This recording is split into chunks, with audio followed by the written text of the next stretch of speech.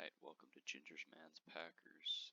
Today we're going to be doing a little 4-round mock draft, assuming the Jets trade for Aaron Rodgers.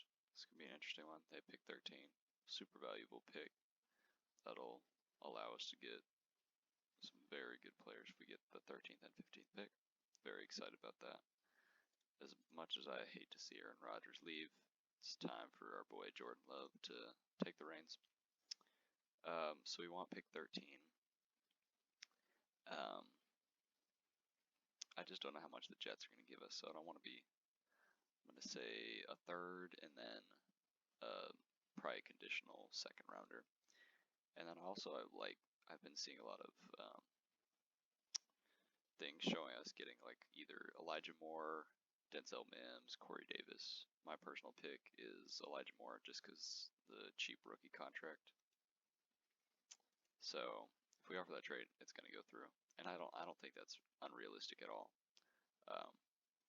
Potentially that wouldn't be there instead of Elijah Moore, but I'm not going to really argue about that. And then also, I think we are gonna. I mean, sad. This is one of the worst things, but Aaron Jones is on the chopping block because he's due $20 million this year and then 22 next year, which is just ridiculous. I honestly think that the Bills, if the Bills don't go Bijan Robinson, or if he doesn't fall to there, I think the Bills are going to take Aaron Jones. They'll figure out something with the cap. Honestly, don't think we can get a ton for him, but I think honestly, their second rounder, even their third, isn't a crazy thing. So we're just stacking up some things right now, and I mean, the odds of us doing this aren't the highest of trading both Aaron Rodgers and Aaron Jones, but it's draft season, so it's time to simulate. Alright, let's see the craziness that already happened. Alright, we still got our guy. This is my first pick if we actually indeed get the 13th pick. I mean, he's my 100% Brian Branch, and then hopefully we'll get his teammate battle later because I love that combo. This one's been the most interesting one because, like, as much as I want either a Michael Mayer or Quentin Johnston, it's hard not to see like the other talent, like a Nolan Smith or even a tackle. But I mean, you could always go back. But I think at this point in time, with having one tight end on the roster, Josiah DeGuara, I think we have to go Mayer, and then maybe with our ton of other picks that we've accumulated, we get receivers in the later end.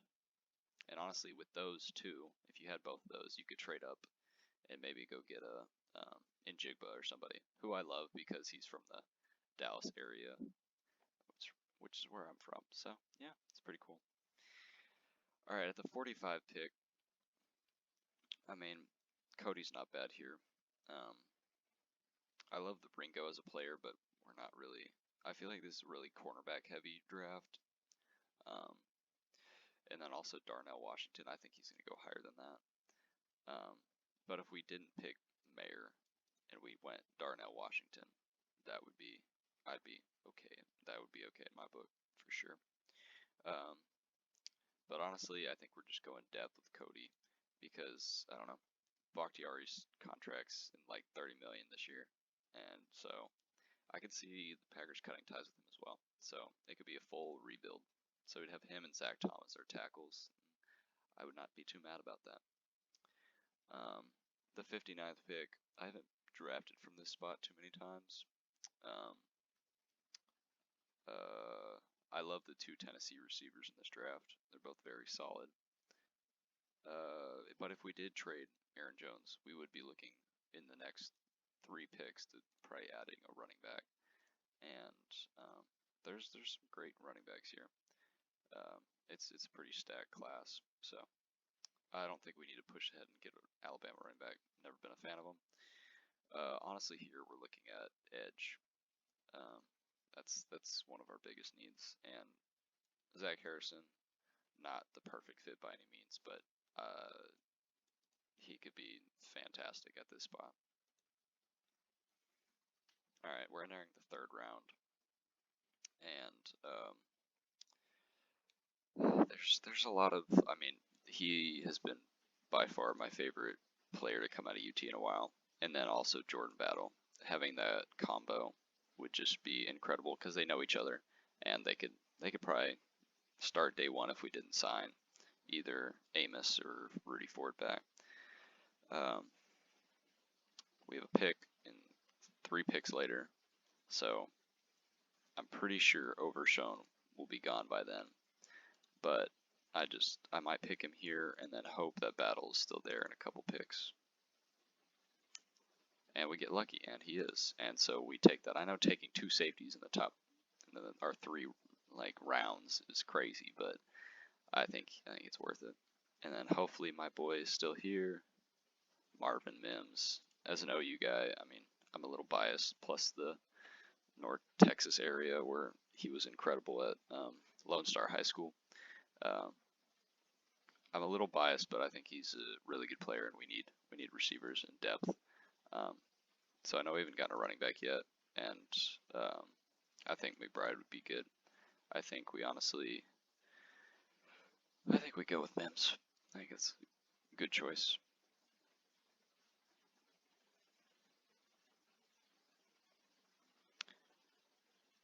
Let's see what they grade us. I mean, Brian Branch is an obvious one. I don't see how that's a B, but I mean, this is PFF. They're not the perfect graders of all time. I don't know. I'm not looking great with this tackle selection, but it was kind of just best player available. Same with Zach Harrison. But then I love these 3 picks. I mean, if we can get, those are just some incredibly talented guys that are just best player available depth guys. So I know this isn't the most unlikely thing in the world right here. I mean, this we could do without, but I think overall for a January mock draft, getting a B+, having what 1, 2, 3, 4, 5, 6, 7 picks in the top 166 or 6 picks in the top 78 would do a lot to help Mr. Jordan Love. All right, boys. There's going to be many of these to come, and I'll catch y'all later. This is the Gingerman Packers podcast. Adios.